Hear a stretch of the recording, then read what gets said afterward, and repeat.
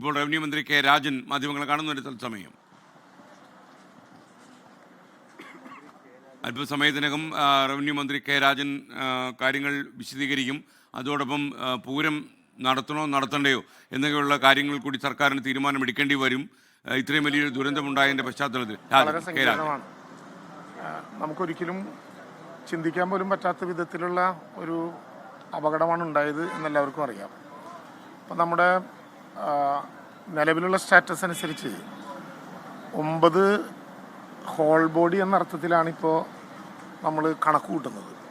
Whole body എന്നെടുക്കുമ്പോഴും 2 ബോഡിയിൽ ശരീരഭാഗങ്ങളെല്ലാം പൂർണ്ണമായിട്ടില്ല എങ്കിലും whole body എന്ന വിധത്തിൽ ഐഡൻറ്റിഫൈ ചെയ്യാവുന്ന 9 കേസുകളാണിപ്പോൾ ഔപചാരികമായി സ്ഥിരീകരിക്കപ്പെട്ടിട്ടുള്ള പേഴ്സൺ എന്ന് പറയാവുന്നത്. അതിൽ 5 എണ്ണത്തിൻ്റെ പോസ്റ്റ്മോർട്ടം, 5 മൃതശരീരങ്ങളുടെ പോസ്റ്റ്മോർട്ടം കഴിഞ്ഞു. 3 ബോഡി വിട്ടുകൊടുത്തിട്ടുണ്ട്.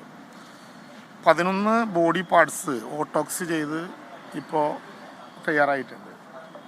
ഇനി 15 ബോഡി പാർട്ട് കൂടി ഇതിൻ്റെ ഭാഗമായിട്ടുള്ള തെരച്ചിലിൽ ലഭ്യമായിട്ടുണ്ട്. അത് ഓട്ടോക്സി ചെയ്തിട്ടില്ല.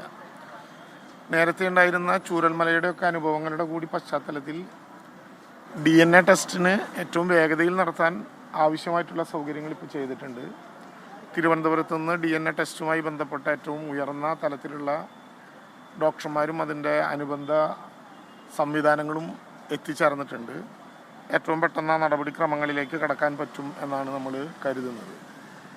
നിലവിൽ മെഡിക്കൽ കോളേജിലെ ഡോക്ടർമാരുടെയും അനുബന്ധ സ്റ്റാഫിൻ്റെയും ഒക്കെ നേതൃത്വത്തിലുള്ള നല്ല ഒരുക്കങ്ങളാണ് അതുമായി ബന്ധപ്പെട്ട് തയ്യാറാക്കിയിട്ടുള്ളത്. അതിന് പുറമെ കോട്ടയം, കോഴിക്കോട്, പാലക്കാട്, എറണാകുളം 4 ജില്ലകളിൽ നിന്നുള്ള മെഡിക്കൽ കോളേജുകളിലെയും അതുപോലെ തന്നെ അതുമായി ബന്ധപ്പെട്ട ഉയർന്ന ഡോക്ടർമാരും അവരുടെ സംവിധാനങ്ങളും പൂർണ്ണമായിട്ട് ഇവിടെ കേന്ദ്രീകരിച്ചിട്ടുണ്ട്.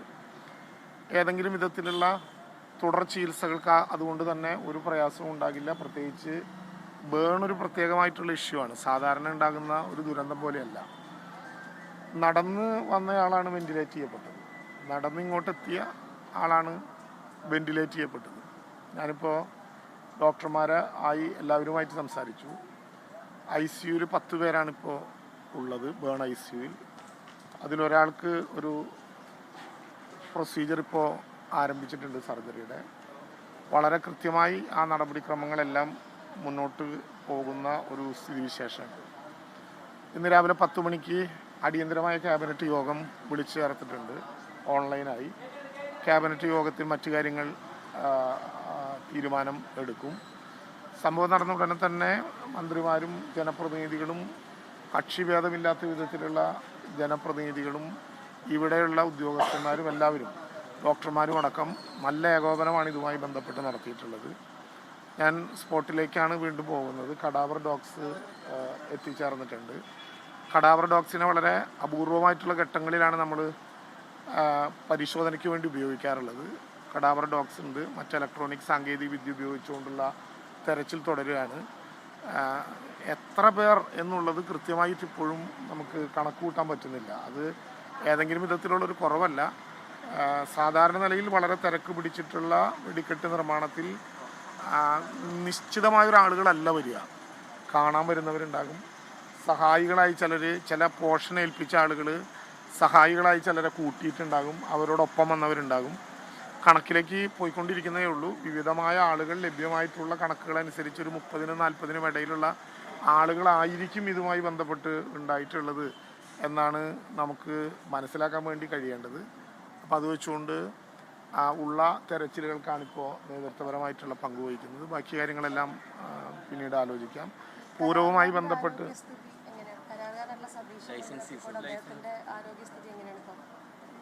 പൂർണ്ണമായിട്ടിപ്പോൾ പറയാൻ പറ്റാത്ത വിധത്തിൽ ഇത്തിരി ഗുരുതരമായിട്ടുള്ള സ്ഥിതിയിൽപ്പെട്ടവരിൽ ഒരാളാണ്. അപ്പോൾ വെന്റിലേറ്റ് ചെയ്തിട്ടുണ്ട്. അപ്പോൾ ഗുരുതരമായിട്ടുള്ള ആരോഗ്യസ്ഥിതിയുള്ള ചില പേരുണ്ട്. 10 പേരിൽ 4 പേരുടെ ആരോഗ്യസ്ഥിതി കുറച്ച് ഗുരുതരമാണ്. ചെയ്യാവുന്ന എല്ലാ സൗകര്യങ്ങളും സഹായങ്ങളും ചെയ്യുന്നുണ്ട്. ഈ ബേണിന് ചില പ്രത്യേകതകളുണ്ട്. അത് ചിലപ്പോൾ ഞാനതുകൊണ്ടാണ് നേരത്തെ പറഞ്ഞത്, നടന്നു വന്ന ആളാണ് പെട്ടെന്ന് വെന്റിലേറ്റ് ചെയ്യപ്പെടുന്ന സ്ഥിതി ഉണ്ടായത്. പൂരത്തിൻ്റെ തുടർ നടത്തിപ്പുമായി ബന്ധപ്പെട്ട കാര്യങ്ങൾ ബന്ധപ്പെട്ട ദേവസ്വങ്ങളുമായി ബന്ധപ്പെട്ട് കൂടി ആലോചിക്കും. കോഡ് ഓഫ് കോണ്ടക്റ്റ് ഉള്ളത് കൊണ്ട് യോഗം നടത്തുന്നതിനെ സംബന്ധിച്ച് കോടതിയിൽ നിന്ന് തന്നെ ഈ ദുരന്തം ഉണ്ടാകുന്നതിന് മുമ്പ് തന്നെ ഞങ്ങൾ ഉത്തരവ് മേടിച്ചിരുന്നു. ഇന്നലെ കോടതി നാളെ രാവിലെ 10:30 അതുമായി ബന്ധപ്പെട്ട യോഗം നടത്താൻ ബന്ധപ്പെട്ട മന്ത്രിമാർക്ക് അനുവാദം കൊടുത്തിരുന്നു. കോഡ് ഓഫ് കോണ്ടക്ട് ഉള്ളതുകൊണ്ട് അനുവാദം കൊടുത്തിരുന്നു. അത് സാധാരണ നിലയിൽ വെച്ചിട്ടുണ്ട്. എന്നാൽ മറ്റു കാര്യങ്ങളെല്ലാം ക്യാബിനറ്റ് യോഗത്തിന് ശേഷം നമുക്ക് ഈ ലഭ്യമായവരുടെ വാമൊഴികളിൽ നിന്നും അവിടെയുള്ള ഇനി അവശേഷിക്കുന്ന എന്തെങ്കിലും തെളിവുകളിൽ നിന്നും തന്നെ കണ്ടെത്തണം. കാരണം ഇത് സർക്കാർ ജീവനക്കാരുടെ പോലെ ഒപ്പിട്ട് കയറുന്ന ആളുകളല്ലല്ലോ. നിശ്ചിതമായ ഒരു ആളുകളാണ് വന്നിട്ടുള്ളത്. പക്ഷെ അതിൽ കാണാൻ വന്നവർ ഇന്നലെ 40 ഊണ് പറഞ്ഞിട്ടുണ്ടായിരുന്നു എന്ന് ഒരു കണക്ക് അതിൻ്റെ ഇടയിൽ കിട്ടി.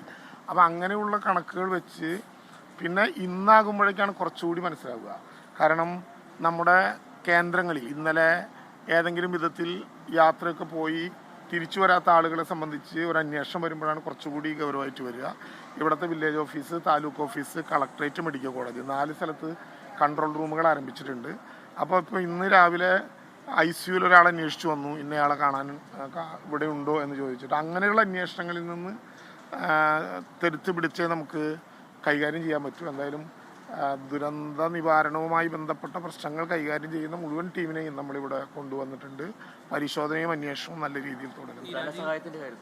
ക്യാബിനറ്റ് ഇന്ന് തീരുമാനം എത്തി അല്ല, തൃശ്ശൂർ എത്തിയിട്ടുണ്ട്. അവർ ഏതാനും മിനിറ്റുകൾക്കകം ഫോറൻസിക്കുമായിട്ട് ബന്ധപ്പെടും. അവരായിരിക്കും ഏറ്റവും വേഗതയിൽ നമുക്കിത് ലഭ്യമാക്കുക. കാരണം ഇതിൻ്റെ ഒരു പ്രോട്ടോകോൾ വളരെ ഗൗരവമാണ്. കാരണം ഒരു നിശ്ചിതമായ സമയത്തേക്കാൾ കൂടുതൽ ബോഡി പാർട്ടുകൾ നമുക്കങ്ങനെ എടുത്തു വയ്ക്കാൻ പറ്റാത്ത ഒരു സ്ഥിതിയുണ്ട്. ഇവിടെ ഉണ്ടെന്നൊക്കെ പറഞ്ഞാലും നിശ്ചിതമായിട്ടുള്ളൊരു സ്ഥിതി അങ്ങനെ വരുന്നുണ്ട്. രാജേഷ് മിശ്ര നിശ്ചിതമായിട്ടുള്ള ഒരു എണ്ണം ആളുകൾക്ക് ഇങ്ങനെ എടുത്തു വയ്ക്കുന്നതിനെ സംബന്ധിച്ചൊക്കെ ചില പ്രോട്ടോകോൾ ഉണ്ട്. അതനുസരിച്ച് ബാക്കി കാര്യങ്ങൾ നിശ്ചയിച്ചു.